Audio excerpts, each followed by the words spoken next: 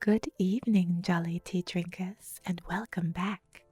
We're so glad that you've joined us for Chapter 2 of our special 11-night coffee and tea holiday story, Tea and Basketball.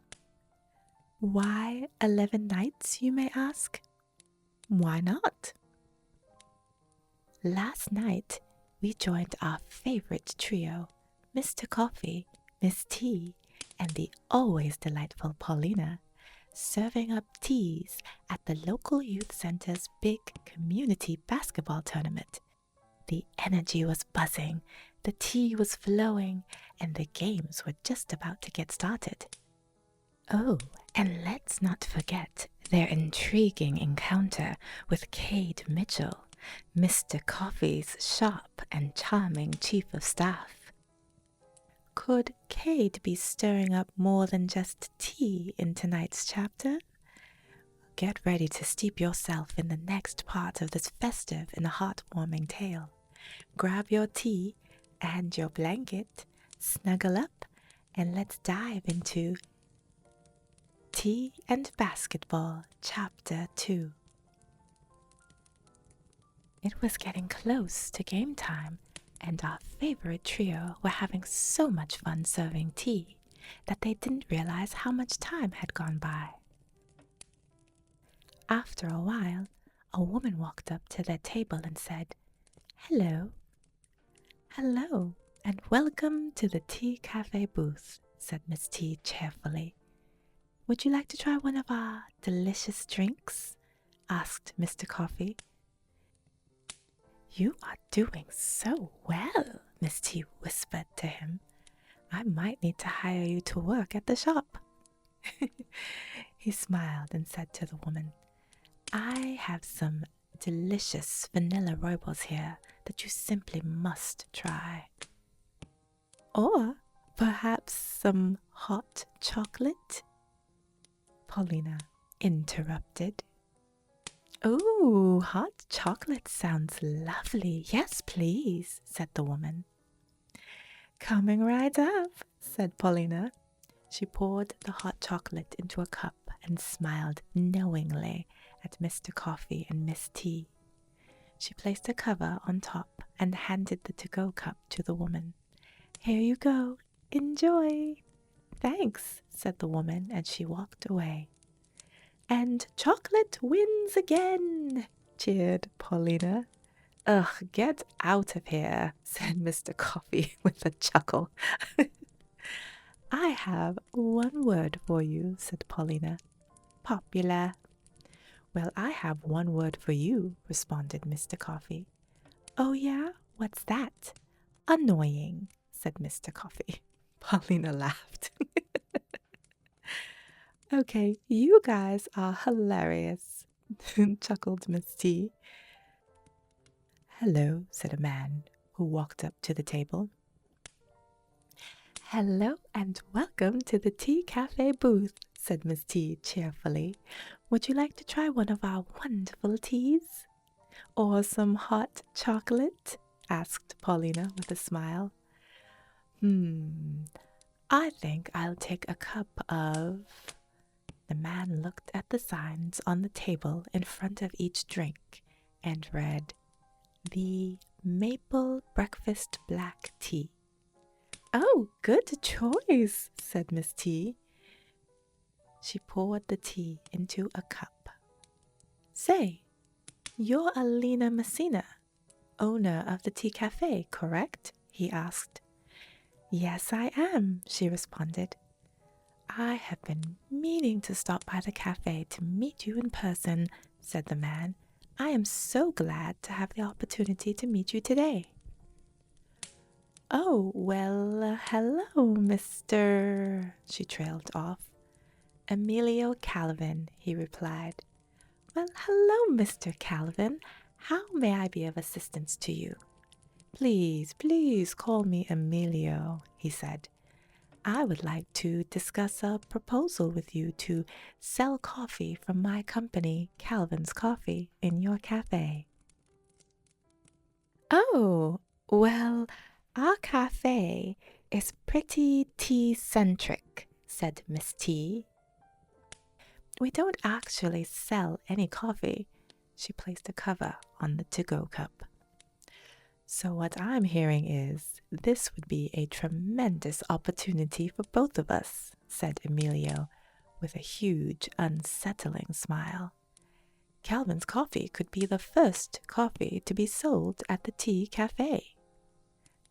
Though that does sound intriguing, I'm sorry, but I must politely decline your offer, said Miss T. But I thank you so much for your interest in my little cafe. She gave him the cup of tea.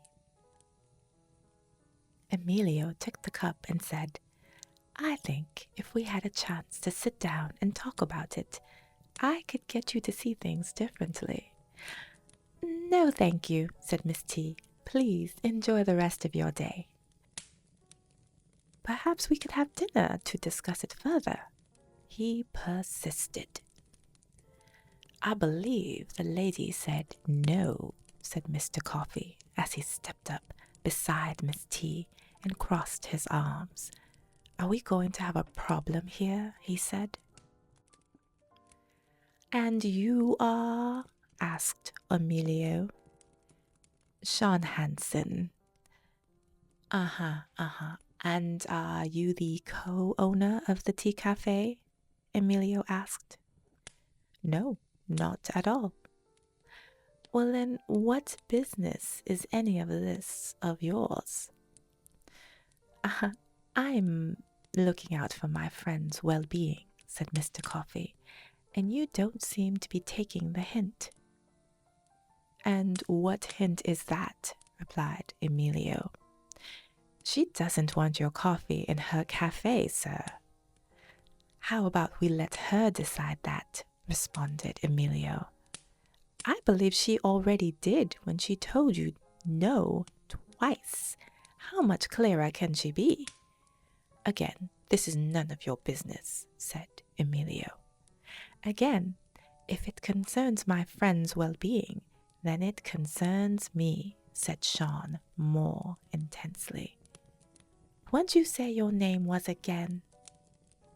Hansen. Sean Hansen. Well, Mr. Hansen, perhaps you should be more concerned about your own well-being, said Emilio with a sinister tone. Is that so? Gentlemen, there's no need for this to escalate, Miss T interrupted. Mr. Calvin, Emilio, he said, dropping his sinister tone momentarily. Mr. Calvin, thank you for your offer, but I am not interested, said Miss T.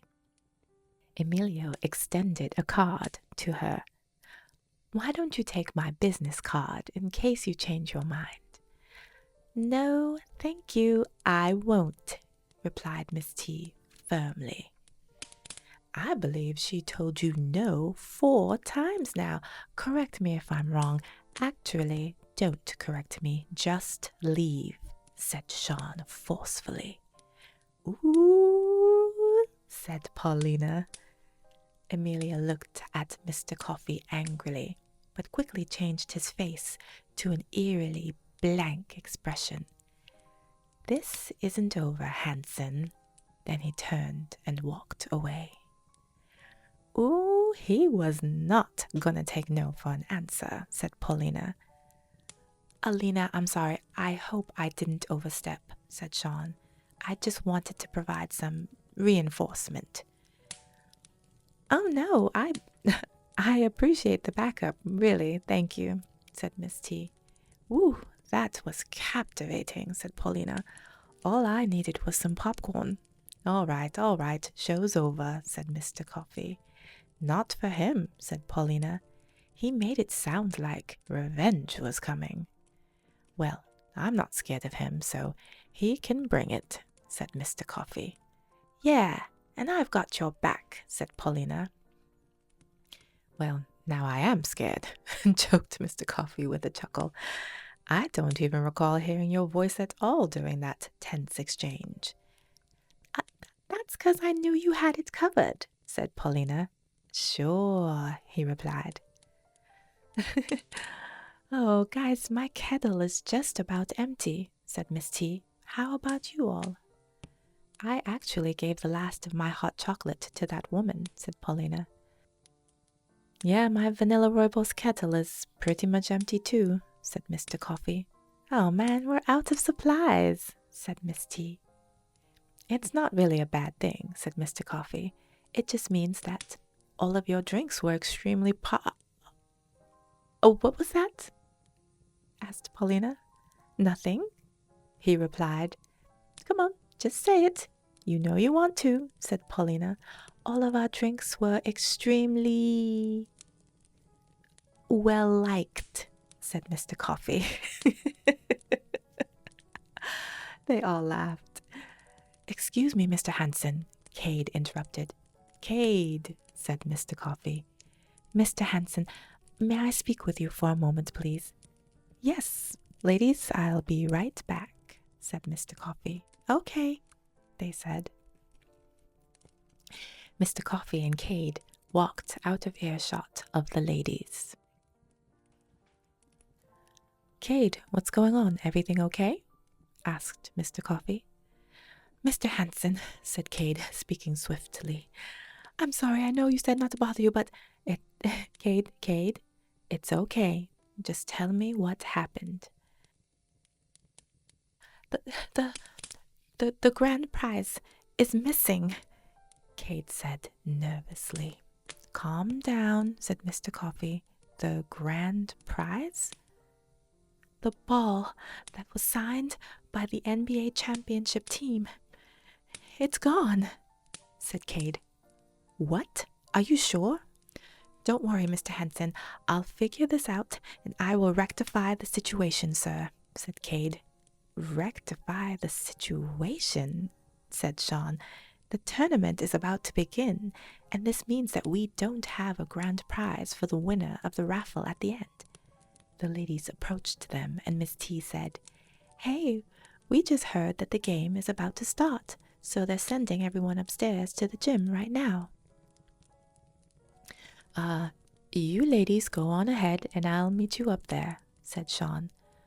Okay, said Paulina, and she walked away. Is everything okay? Asked Miss T. I'll have to get back to you with that answer, he replied. Miss T looked at him in confusion. Save me a seat? He asked. Okay, she said. Well, you know where to find us if you need us.